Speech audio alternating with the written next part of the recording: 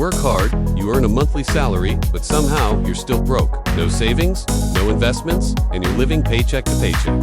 Sound familiar? In this video, we're exposing 5 silent money habits that are draining your wallet without you even realizing it. If you're ready to change your financial future, listen closely because one of these might be your biggest enemy. Habit number 1, paying yourself last. Ever wonder why saving money feels like an impossible mission? Here's why. Most Filipinos pay their bills, groceries, load, even Shopee checkouts, and then try to save what's left. That's the fastest way to stay broke. When payday hits, your take-home pay is like a giant magnet, attracting all sorts of expenses. Bills, debts, credit card payments, personal loans, house rentals, car installments, subscriptions, even non-urgent shopping. And then, bam, before you know it, the month is over, and where did the money go? If you want to break free from this cycle and start building wealth, you need to reverse this habit. If you want to build wealth, you need to pay yourself first. Before you spend a single peso, set aside at least 10 to 20% for savings or investments. This means that when you get paid, instead of diving straight into your expense list, you'll take some money off the top and put it into a separate account, one that you won't touch until the end of the month. You can automate this by setting up a direct deposit to a savings or investment account as soon as you get paid. That way, the money is tucked away before you even have a chance to spend it. Or you can transfer it manually if you prefer. Now here's a little trick. Pretend it doesn't exist. Once that money is saved, act like it's not even there. Don't think about it, don't touch it, and definitely don't add to it if you can. Don't dip into your savings to cover unexpected expenses or impulse purchases. Instead, use your regular budget to handle those. If you need some extra cash, consider getting a side hustle or borrowing from a friend instead of dipping into your hard-earned savings. That's the spirit. Habit no more do it. Emotional spending. Picture this. You had a tough day at work, or maybe a heated argument with your family. You just want to relax and unwind. And what do? You open your phone and find yourself scrolling through Next thing you know, you've bought a couple of new dresses that you probably won't even wear. You're not alone. In fact, you're part of a bigger trend. According to research, most Filipinos turn to retail therapy when feeling down. But hold on, let's talk about this emotional spending habit. When life gets tough, many of us seek comfort in things. Food, drinks, gadgets, clothes, and yes, endless online shopping sprees. We buy not because we need these things, but because they offer a temporary distraction from our problems. But here's the catch. This emotional spending can quickly become a financial burden. Those impulsive purchases can pile up, and before you know it, you're in debt. And it's not just about the money. Emotional spending can be a sign of underlying issues like stress, anxiety, or depression that need to be addressed. So next time you feel low, try to avoid the urge to drown in a sea of online shopping. Instead, reach out to a friend or family member. Engage in activities that bring you joy without breaking the bank and prioritize your mental health. Remember, true comfort comes from addressing the root cause, not from material possessions. Habit no. 3. No budget, no plan. Imagine this. You're driving without a GPS, without a map, without any sense of direction.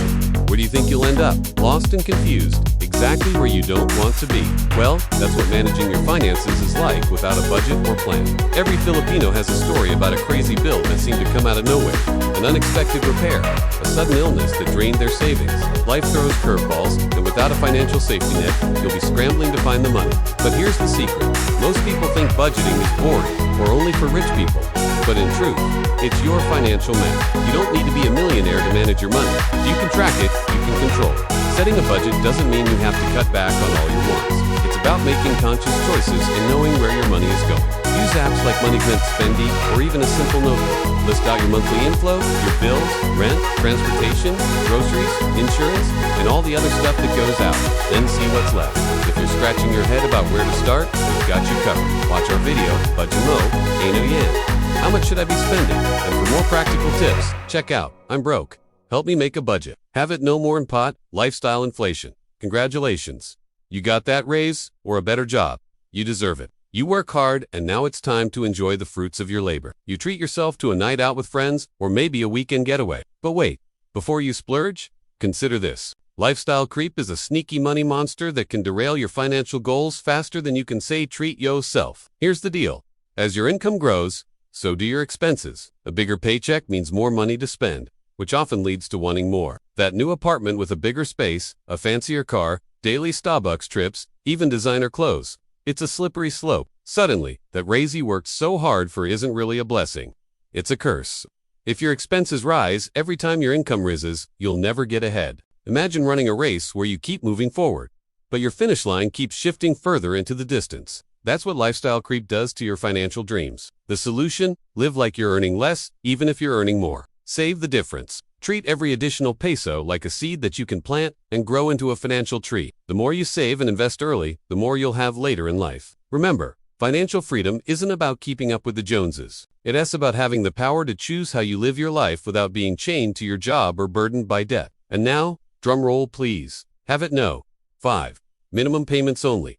They say ignorance is bliss, but when it comes to debt, that couldn't be further from the truth. If your credit card bills have minimum payments only written on them, you're on a financial tightrope and one wrong move can make you fall. Let's face it, debt can feel like a dark cloud hanging over your head, sucking the joy out of your life. Minimum payments might seem like a lifesaver when times are tough, but it's a trap. It's like trying to escape a maze without a map.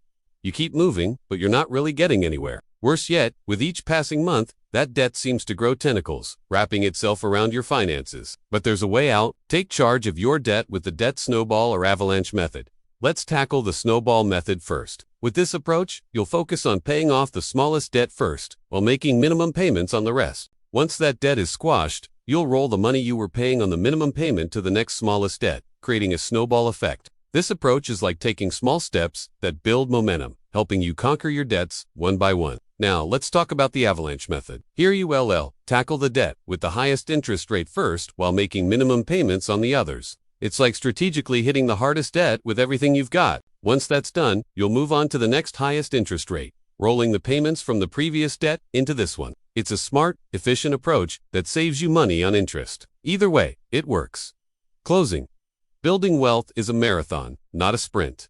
It's about consistent, smart choices over time. If even one of these habits sounded familiar, don't feel bad. Most of us were never taught money the right way.